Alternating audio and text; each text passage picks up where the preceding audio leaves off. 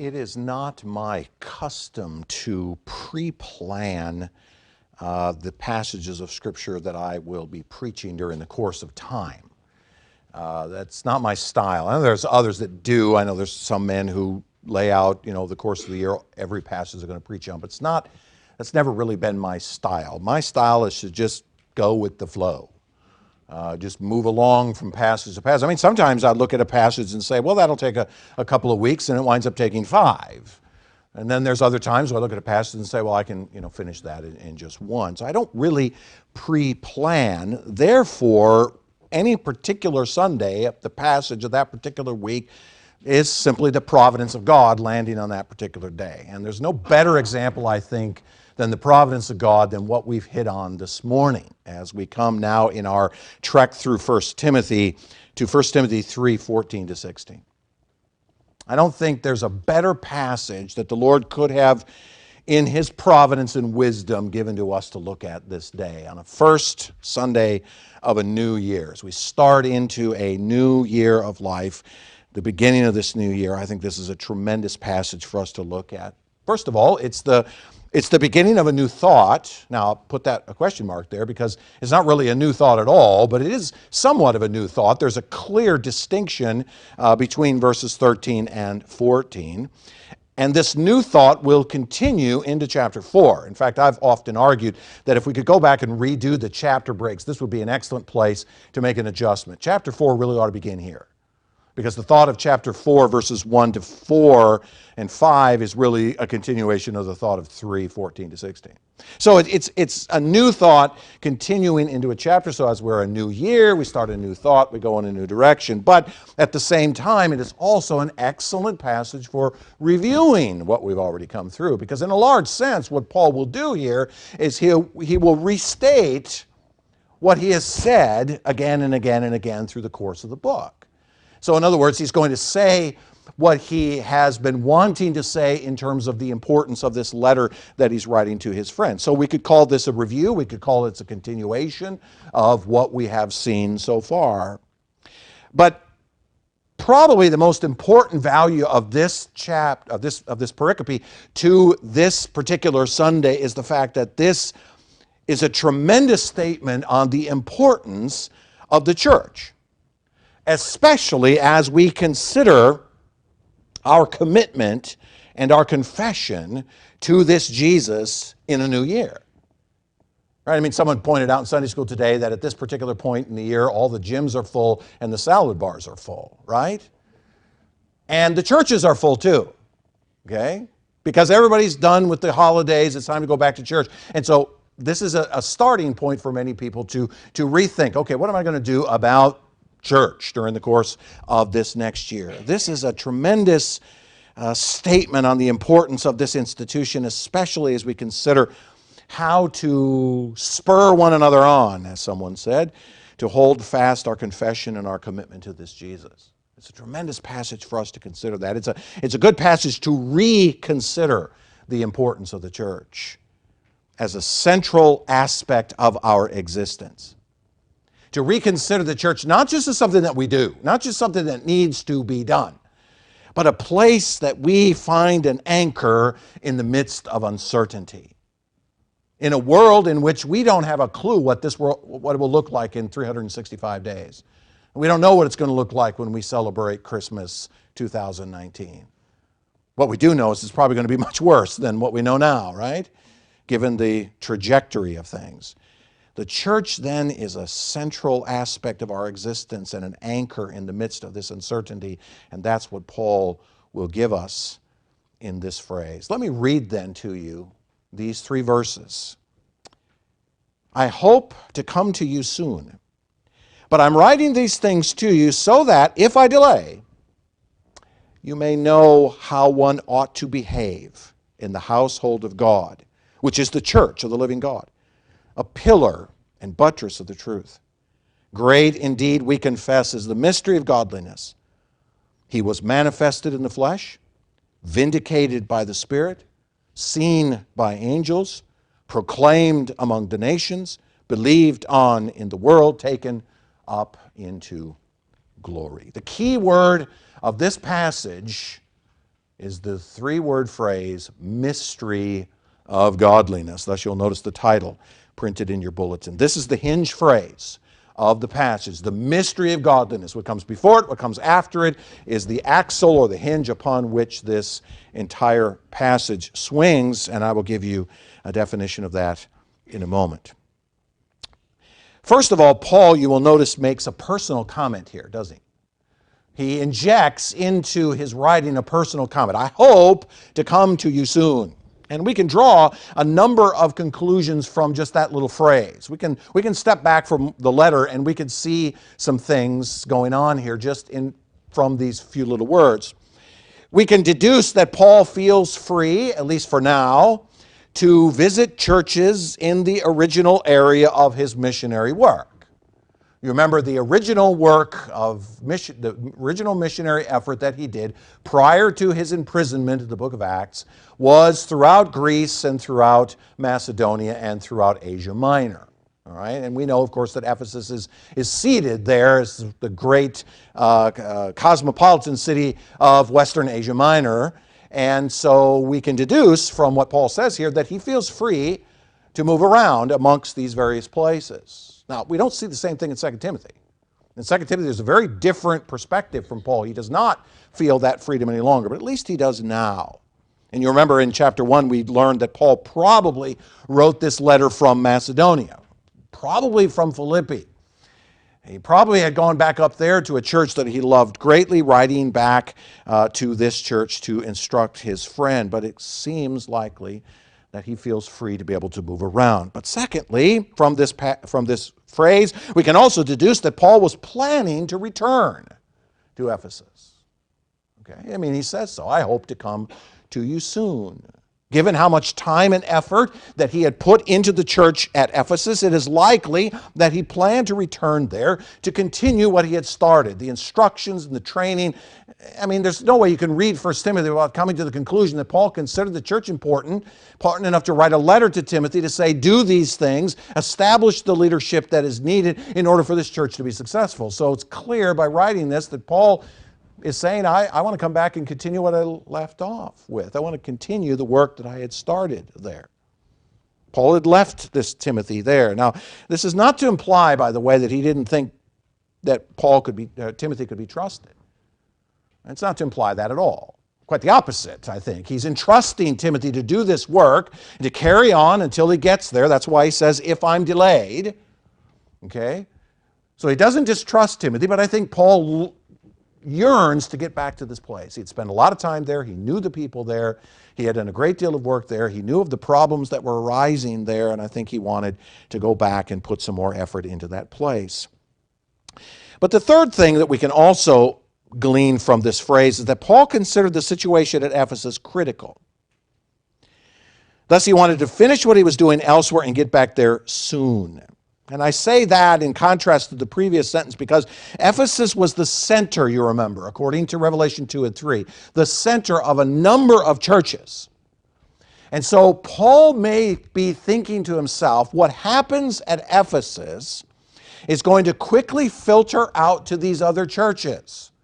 There is an inclination for the churches at Laodicea and Philadelphia and Sardis and all the others to look to Ephesus and say, well, whatever they're doing, we should be doing here as well. So if they're going in this direction, we should go in that direction as well. And it's very possible that Paul may be saying, I need to get back there because I need to be sure that this church is solidly and apostolically and in orthodox teaching so that it doesn't start becoming a diversion or a bad influence upon the other churches around it.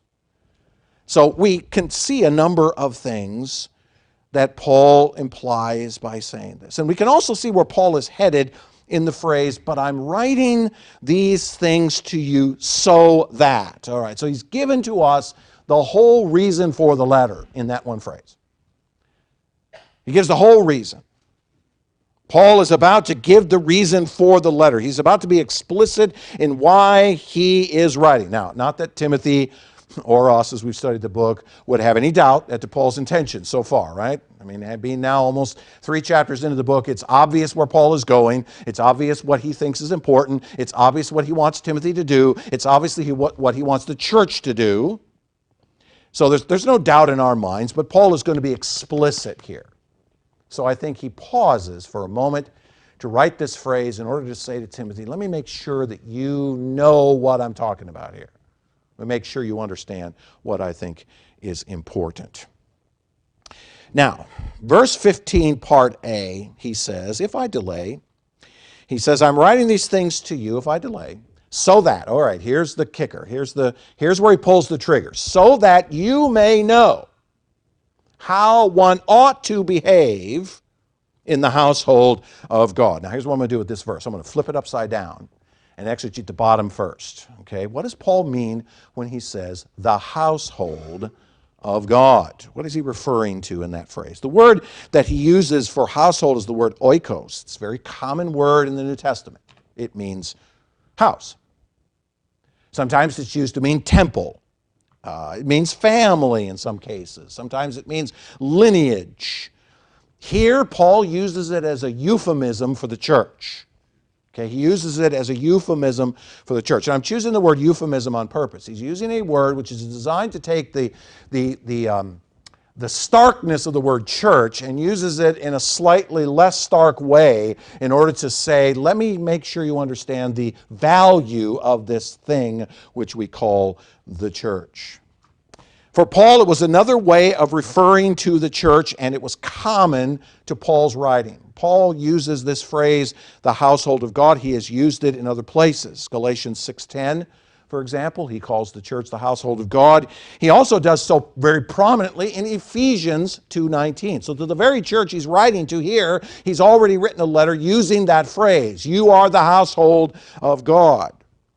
Peter uses it in his own writings, 1 Peter 4:17.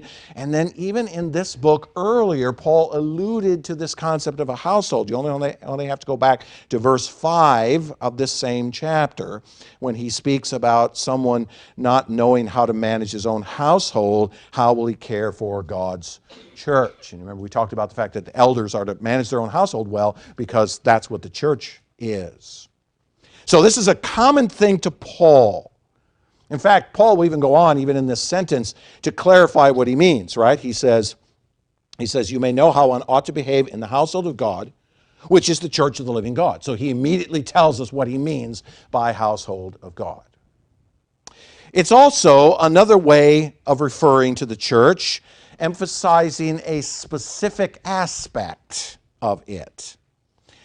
What Paul implies is that the church is a family structure. A family structure. That word oikos can mean family or house. So it isn't just the building, it's the people who belong to it. A group of people with a common heritage.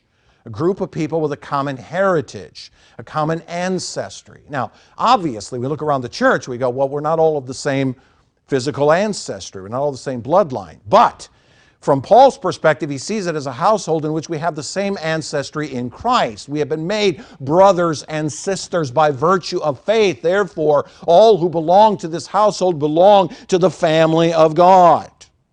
Regardless of our human ancestry, regardless of our class, regardless of our ethnicity, regardless of our race, doesn't matter. We all belong equally to this house because we have come to faith in this Christ and been adopted as sons and daughters. I can't help but think of the decree that Paul speaks of in Ephesians 1:3-5. As he writes the letter to this church, he speaks to them about this great decree of God to establish a people by drawing them to himself in Christ and adopting them as sons and daughters and lavishing them with all of his spiritual gifts. That's the decree. So even in the very function of the decree itself, what Paul writes to this very church is to say, listen, you are not just a building full of people with disparate backgrounds. You are brothers and sisters in a great household that God himself is building. It's another way of referring to the church, emphasizing the specific aspect of it of family life.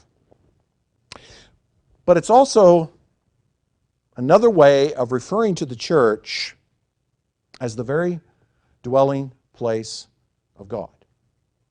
See, you can read it as the household of God, so you can emphasize household, or you can read it as the household of God, emphasizing the second half of the phrase.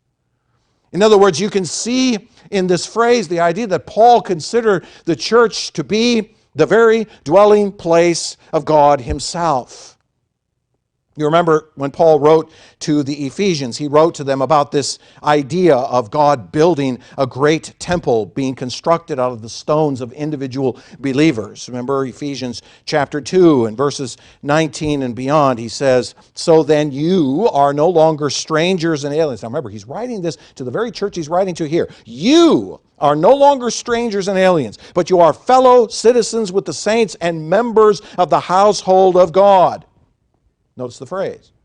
Built on the foundation of the apostles and prophets, Christ Jesus himself being the cornerstone, in whom the whole structure, being joined together, grows into a holy temple in the Lord. In him you also are being built together into a dwelling place for God. The church, Paul doesn't just see it as a group of disparate people that have now come together to call themselves brothers and sisters. He sees it as a thing that God is building, an organism, a living organism, being built out of humans, being built out of people that he has called out of every tribe, tongue, nation, ethnicity, class, political background, whatever, brought them all together through faith in this Christ. Christ being the cornerstone, this great edifice rising up, being built of people from every imaginable background, into a building that God himself will occupy, a dwelling place of God.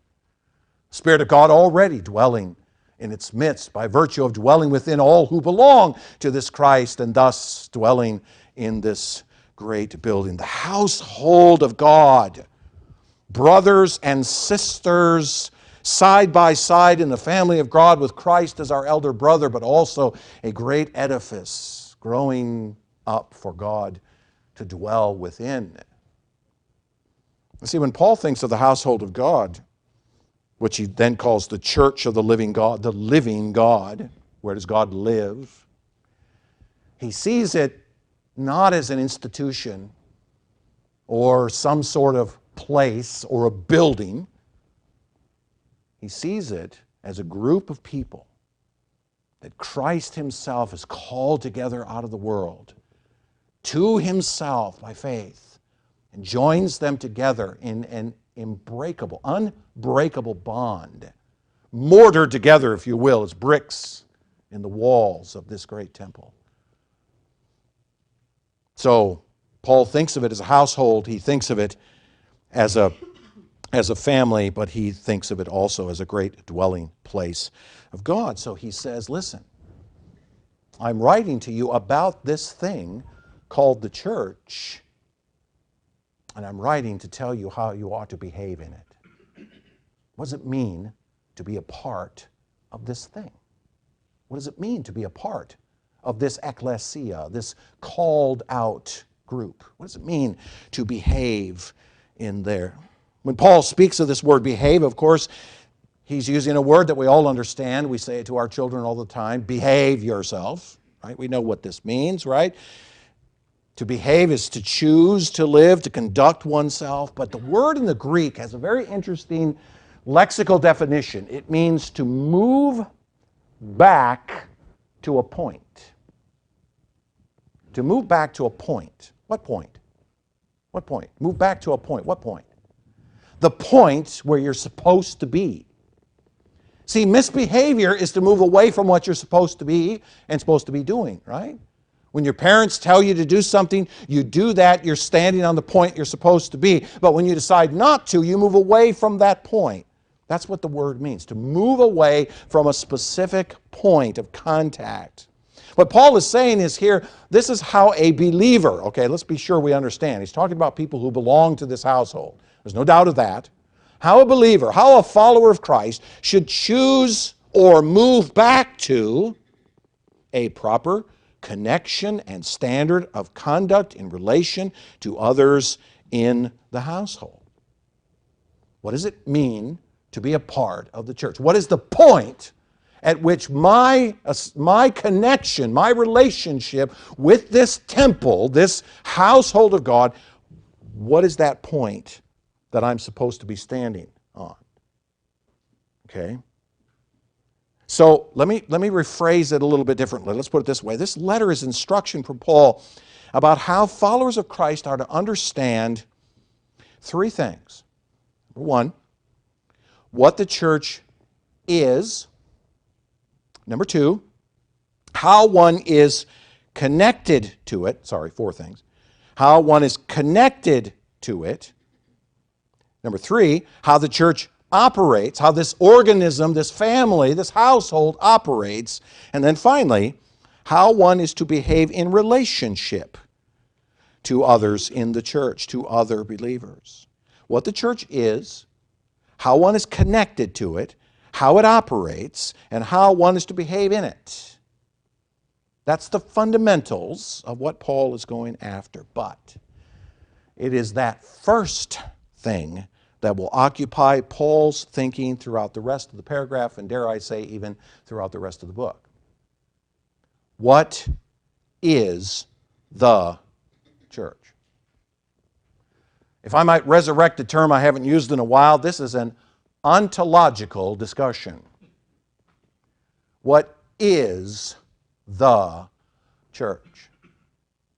Not what does it do? Not what does it do? What is it? Ontologically, what is it? And I would ask this question, okay, why do we need to understand that? Why is it important for us to understand what the church is? Because if you don't understand what the church is, you will flounder to understand how it is supposed to operate and how you are to behave within it. If you don't get what the thing is, you won't understand what your relationship is to it. You won't understand how it operates, and you won't understand how you're supposed to behave in it. It starts from what it is and flows outwardly to what we do in it. You see, most people today, I think, get this backwards. I think this is where the bulk of modern church issues arise.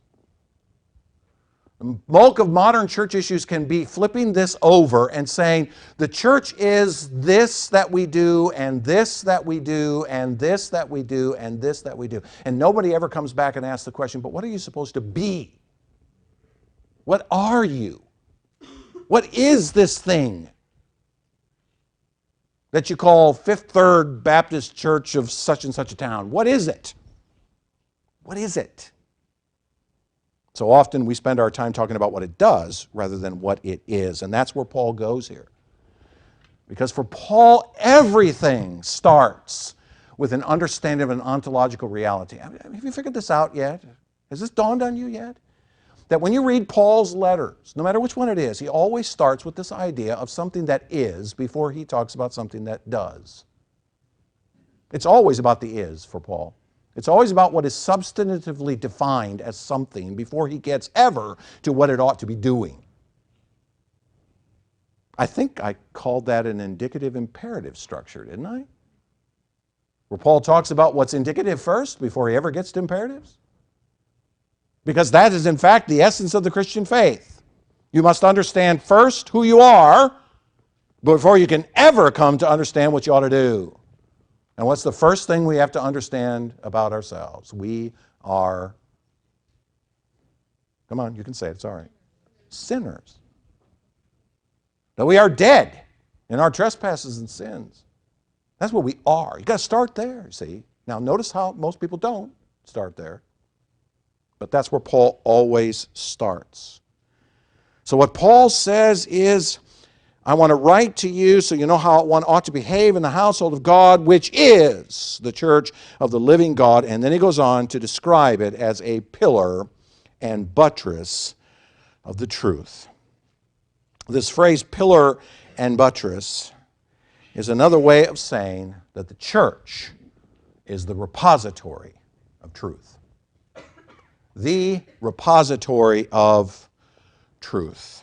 Paul, you will notice here, uses an architectural imagery, doesn't he? A picture of a house. Now, I think that goes back to the household picture, or the household idea up above, right? Okay, so he takes one element of that, which is the architectural imagery of a household, to make his point, okay? It is a structure that is inhabited by the family of God, and dare I say, as I said earlier, God himself. Okay, so it's not the physical building, it's not the steel and tin and plastic, it's us as people, as he builds us into a thing. We are the structure.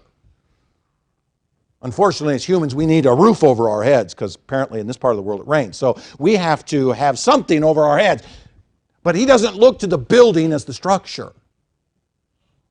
He looks at us as the structure. Okay, so he's using an architectural imagery then to look at us as a group of people drawn together, and he uses two words to describe us. First, he uses the word pillar.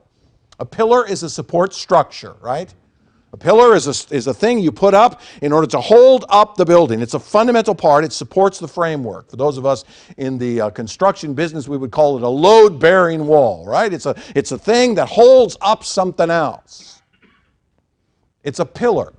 Pillars were used in ancient architecture, and Paul would have been, the readers at Ephesus would have been very familiar with the idea of pillars. If you've ever been to Ephesus, there are lots and lots of them in the city. They're all over the place because the temples were built with pillars. Some of them were huge. There was one pillar I remember that had fallen down at one of the great temples near Ephesus, and the blocks themselves were 8 foot across. And they were stacked on top of each other to produce a pillar. And by the way, the way that they did this, in case you didn't know, I digress for a moment. They would take big stones and pile them on top of each other. They would drill straight down through the middle, pour hot lead in the middle to hold them together. And then, and only then, would they flute the sides to carve them into columns. And they would carve them in such a way that they would carve them slightly askew on one side of the building or another to give you the illusion that it was straight. These people were unbelievably intelligent when it came to using stone. So the Ephesians would just look around and they would see pillars all over the place, holding up buildings. So when Paul's using this imagery, it's a picture of something that's holding up something else. But then he uses a second word. He uses the word buttress. It's not a word we use very much in our day anymore, is it? We use the word foundation more than buttress, but it's the same idea. The most substantial part of the building. What's the most substantial part of a building? It's foundation, right? If you don't build the foundation right, the rest of the building ain't going to stand up. You can have the most perfectly constructed wood building that you want, but if you've built it on top of a foundation that crumbles, the building itself is going to fall apart. So when Paul uses this phrase, he's speaking about a substantial part of the building that holds up all the rest. And I really think, I'm just speculating here, but I really think that in Paul's mind, he's thinking of Jesus' own words when Jesus said in Matthew 7, 24 and 25, everyone who hears these words of mine and does them will be like a wise man who built his house on the rock. And the rain fell, and the floods came, and the winds blew and beat on that house, but it did not fall because it had been founded on the rock. And he goes on to give the contrast of the man who built it on sand. The fact of the matter is that what Paul is talking about here is a structure that's built upon something fundamental. What is fundamental to this structure, this thing that God is building, this group of people that he's gathered out from all over the world and bringing them together by faith, no matter what their background is he's put them on a foundation of something. And the foundation of that is the truth. The church is built upon the truth. And I think what Paul means here very simply is the central message of the Christian faith, the unique fact which undergirds it all. Now notice he doesn't say all truth. He doesn't say the foundation of all truth, because we know there are many truths that are not held exclusively by the church. It's not the only source of what is true in the world. The church does not have an exclusivity on the fact that 2 plus 2 equals 4. Or many other laws that exist in the world, right? And he doesn't also say a truth. In other words, he doesn't say not a truth that exists in a vacuum. One truth that we hold, nobody else has, it's a little secret. That, by the way, is cultish behavior. We have one little secret, we don't share it with anybody else. That's the Gnostic idea. No, it's the truth. The foundational message that defines and upholds the entirety of the Christian faith. The word that we would use to describe this truth is the word gospel. The gospel of Jesus Christ is the foundational message entrusted to the church. What is the truth that we possess? What is the foundation underneath this group of people that have gathered together from all these disparate backgrounds, who have very little in common with one another, ethically, culturally, socially, economically, etc., have very little in common. What's it that brings them together to be one? That one thing is the gospel of Jesus Christ, the message. The church is the foundation of that message and the support of that message, both to keep it and to advance it in the world. The message that we have is that message of the good news of Jesus Christ. But what Paul will do next is extraordinary. He will drill into that message. He will take a core out of it, if you will. He will drill down into it when he says, "Great indeed, we confess, is the mystery of godliness." Now, there's no way that you can read verses 14 and 15 without coming away with the fact that what Paul says, when Paul says mystery of godliness in 16, he's referring to what he just said. There's no way you can read that without coming away of understanding that the mystery of godliness is the same thing that he was speaking of a moment ago when he talked about the foundation and the truth. The foundation and the truth of the church, the foundation of what it means to be this thing that God is building, is the mystery of godliness. Okay? There's no way you can not understand that. In other words, we don't pick verse 16 out without reading 14 and 15 before it. So what is a mystery? What is a mystery? Well, in common parlance, a mystery is something that's difficult to understand. We don't know how to understand it. It's just sort of there. But that's not what the Bible means by a mystery. It's not what Paul means by a mystery. A mystery in the New Testament is something that was formerly hidden and not understood. In other words, at one time it was hidden and nobody understood it, but now it has been revealed and understood. It's something that used to be hidden, something that we didn't know before, but now God's made it known. Now, let's be clear, not by everyone, all right? This mystery, mystery of godliness is not known by everybody. It's not known by the whole world, because the whole world's not in this edifice. The whole world's not in this temple being built. Revelation is a personal matter, now understood only by those to whom it is specifically given. It remains hidden to outsiders unless their hearts are made able to hear it. That's why Jesus said in Matthew 13:13, "I speak in parables." Only those on the inside whose hearts have been opened to hear it and understand it will understand it. Everybody else will look at us and think, "What in the world are you talking about?"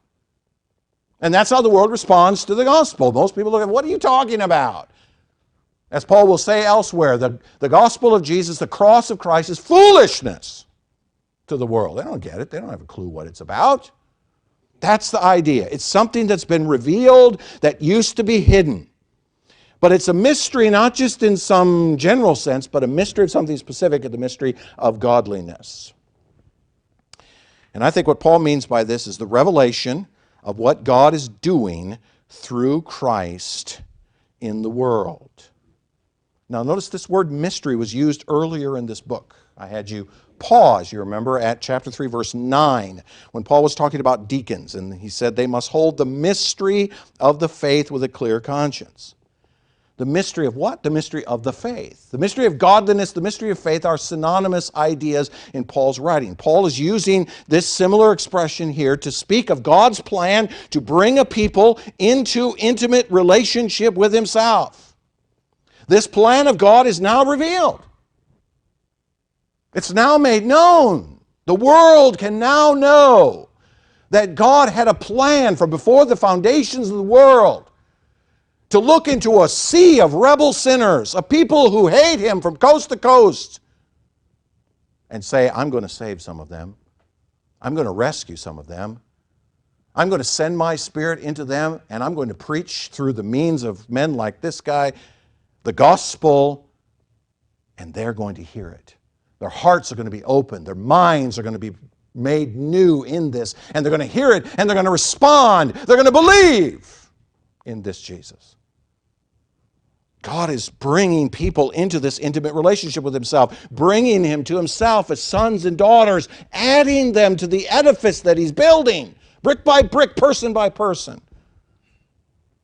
It's now been made known.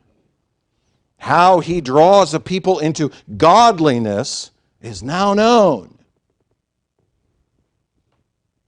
So what is this core reality of God's plan to accomplish this goal in the world? What does Paul see this mystery of godliness is? Which is 6 lines that Paul writes. 6 lines that Paul writes to describe it.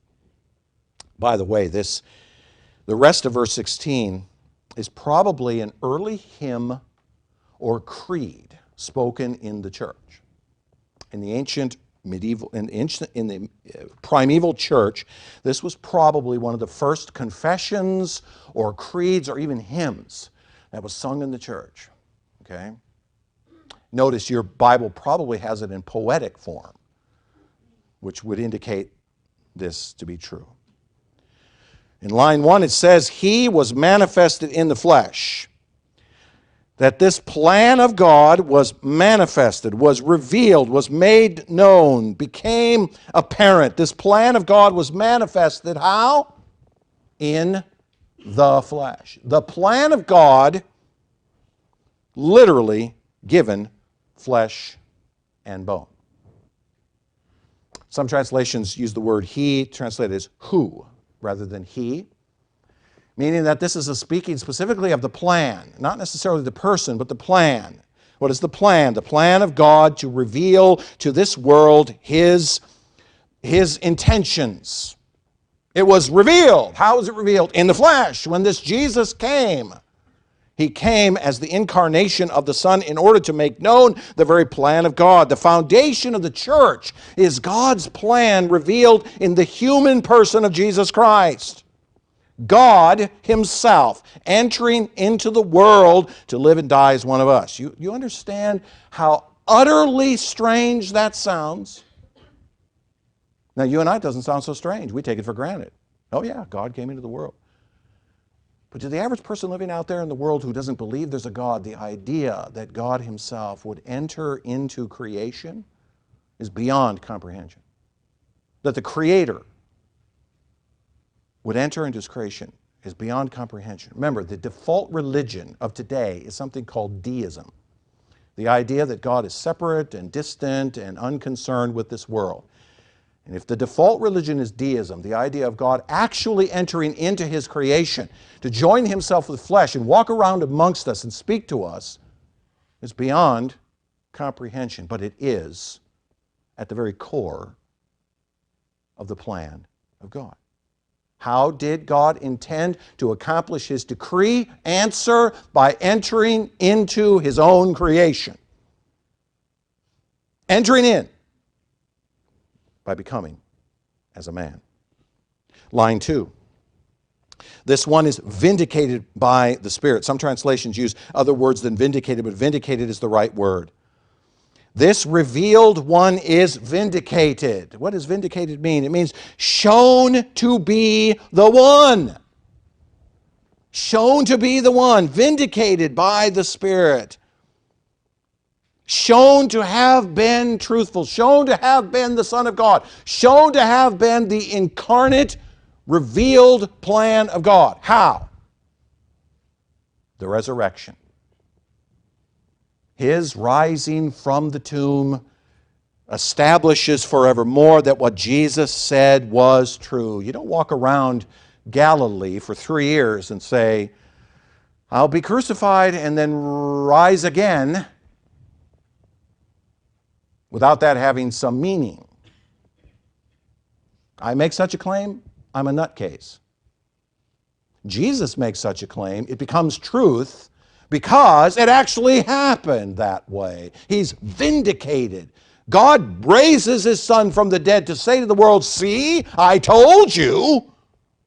The Spirit of God brings this Christ back to life after death in order to justify Him, but more importantly, to justify everything He said. If this Jesus turns to a group of people in Galilee and says, "You wish to be my followers?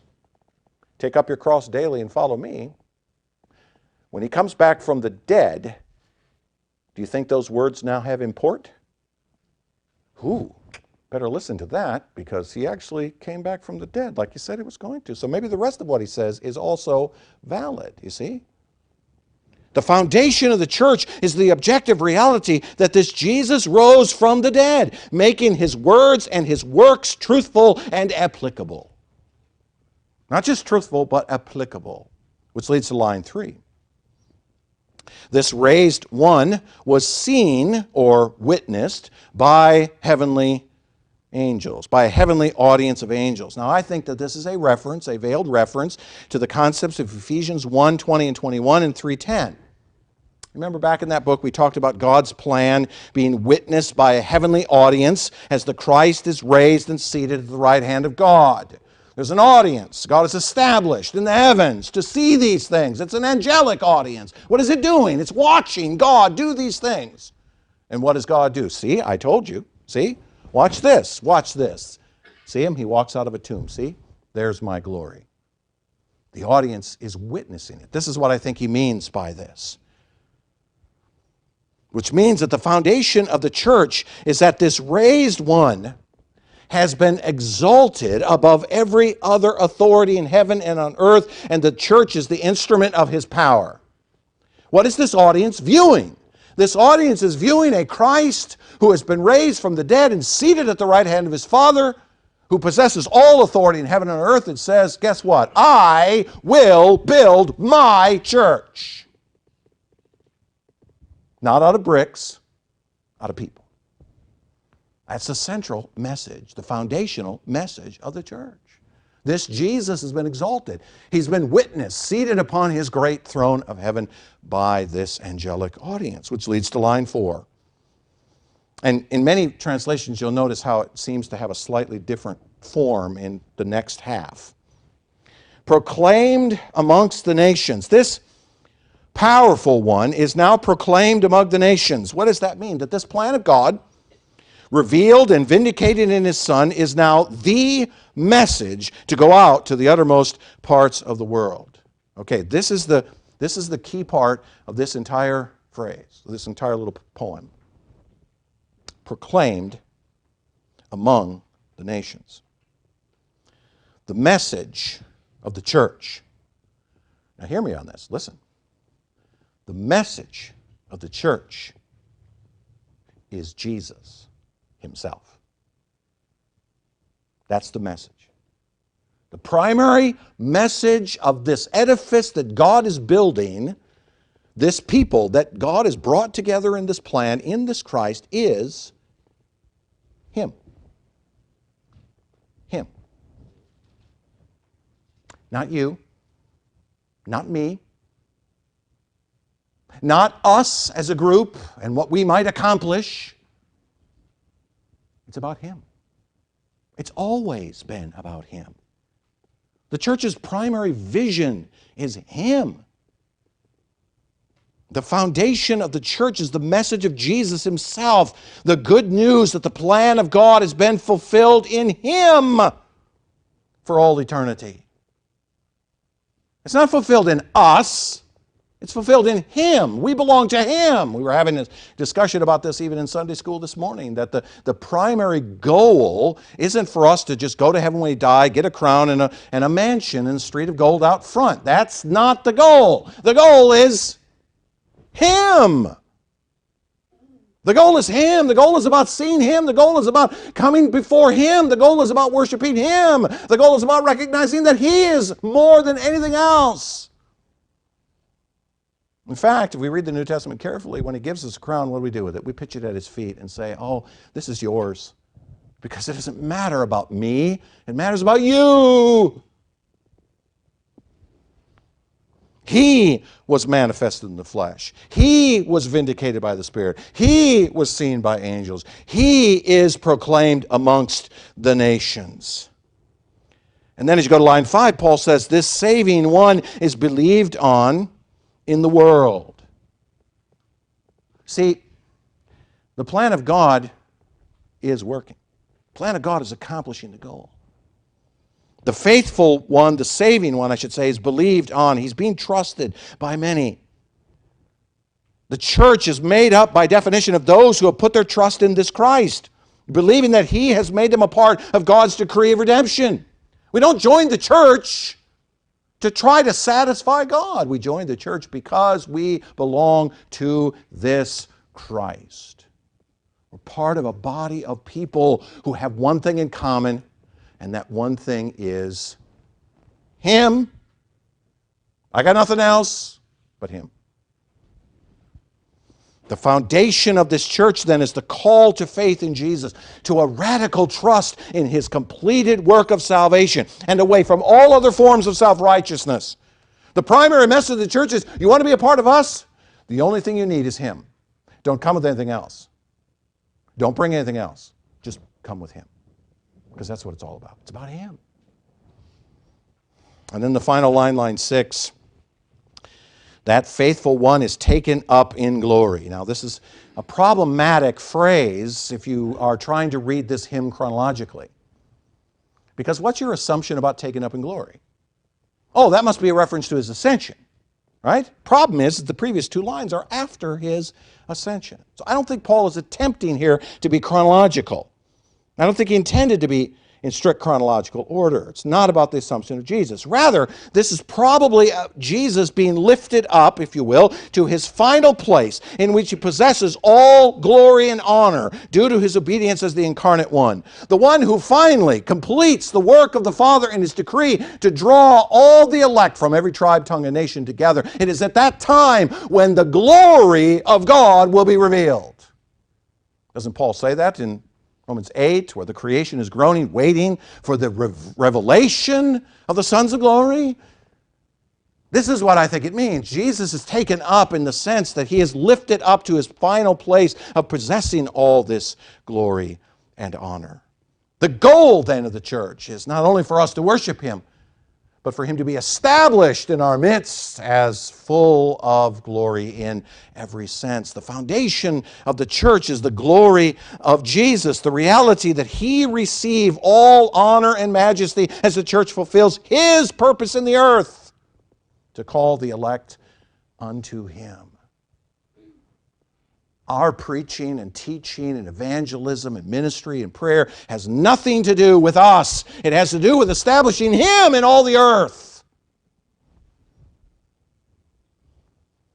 So, let me ask you a question then. As you read these 6 words, these 6 phrases, I should say, in light of verses 14 and 15, let me ask you this question. What is the purpose of the church in the world today? Why does it exist? Why does Grace Fellowship Baptist Church exist? Why do we have an incarnation of this thing here? You probably figured out that my answer to that question is that the primary purpose of the church for most people is us. It's a self-involved reality that the church is all about us. It's a place and a message that means a better life for you or others now. This is the primary message of the modern church. Come to the church, come and be a part of the church, in order that you might have a better life. Andy Stanley is the pastor of the second largest church in America. First largest church is in Houston, run by a guy by the name of Osteen, I think. And here's what he says. He says, be a follower of Jesus. If you're a pagan, if you have no knowledge of God, doesn't matter, just be a follower of Jesus, read his words, and do what he says, so that, quote, you have a better life and be better at life. Now listen to what he said. Even if you can't commit to this Jesus, even if you're just a pagan, you don't know who he is, doesn't matter, you've always struggled with the church, you have a hard time understanding the God of the Old Testament, which, by the way, Mr. Stanley says get rid of. If you have trouble with all these things, here's what you do. Just follow the advice that Jesus would give you in his words, and you will have a better life. And you'll be better at it. Notice the pragmatism dripping from that phrase. It's the evangelical ethos in our day that says that the church is to be a place that is enticing to people who, at this point, despise God and hate the true message of the church. Just come. I know you hate it. I know you hate the church. I know you hate this message of Jesus. You don't want to have anything to do with repentance. You don't want to talk about sin. You don't want to talk about commitment to this Christ, emptying your hand and trusting in this Christ by faith. None of that. But if you just take the Bible and listen to what it says, then you can have a better life. Or as the pastor of the largest church in America says, you can have your best life now. In fact, I heard one man just this week exegete from the Sermon on the Mount and make this statement. What the church needs to be today is what Jesus said, "Blessed are the likable, for they shall inherit the kingdom of God." We're supposed to be likable. That's what we need, but just be likable. Wow. See, what Paul says here must not be misunderstood. The purpose of the church is to be a repository of the truth of what God is actually doing in the world through Jesus. Not what we want Him to do, what He's actually doing. What is He doing? He is drawing a people to Himself. He is drawing a people out of the world. That's what ecclesia means. Out of the world, into this Christ. A people who are abandoning their self-righteousness and their self-justifications and are turning to this Christ and saying, "I have you and you alone. And I'm being built together into this family with brothers and sisters of all different races, and tribes and tongues and ethnicities and all these things."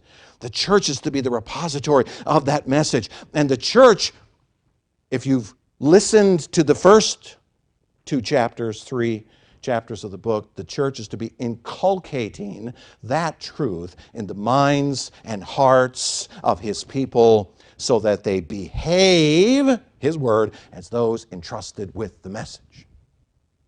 You see it? The church is to be a place that stands upon truth foundationally and fundamentally. And that truth isn't just some sort of nebulous message about having a good life. It's a concrete message that it is Jesus who is the expression of the plans of God in His world and nothing else. And to be a part of that thing, that church, that edifice, is to belong to Him. Period. And to behave as one that's been entrusted with that message. Andy Stanley says, be a follower of Jesus. Right? Even if you don't believe in Him and trust in Him, just come and we'll be likable. But Jesus Himself said, you want to be my disciple? You want to be one of us? You want to be a part of the church? You want to be a part of this grand plan of God? Here's the deal. Deny yourself, take up your cross every day, and follow me. And what does He mean? He means take up that instrument of death and walk the Via Dolorosa. Walk to Calvary. That's what He wants. You want to be like me? Follow me. Where am I going? I'm going to a hill called Calvary. I'm going there to die. I'm going there to express the ultimate obedience to God. I'm going there to do what the Father has sent me to do, which is to deny myself. I'm going to deny my own life, even. And I'm going to walk that road, and I'm going to be nailed to a cross, and that's what you must do as well. That is what it means to be a disciple of Jesus. That's what it means to belong to the church. And that is what the church should be teaching. That's the fundamental message of what it means to be the church of Jesus Christ. He was manifested in the flesh. The focus is on Him and on who He is and what He is doing, and the call that He makes upon us is unequivocal. In this day in which the gospel of Jesus is equivocal in so many places, the church, the true church of Jesus, the church at Ephesus, the church in Robertsdale, the church to the uttermost parts of the earth, is to be unequivocal. You want to belong to the church? You want to be a part of this thing? Jesus Christ is all in all to you. We need to disciple ourselves in this truth. We must be inculcated with it so that it permeates every aspect of our existence. Because that's what the church is ontologically. It's what it is, a repository, a buttress and pillar of the truth.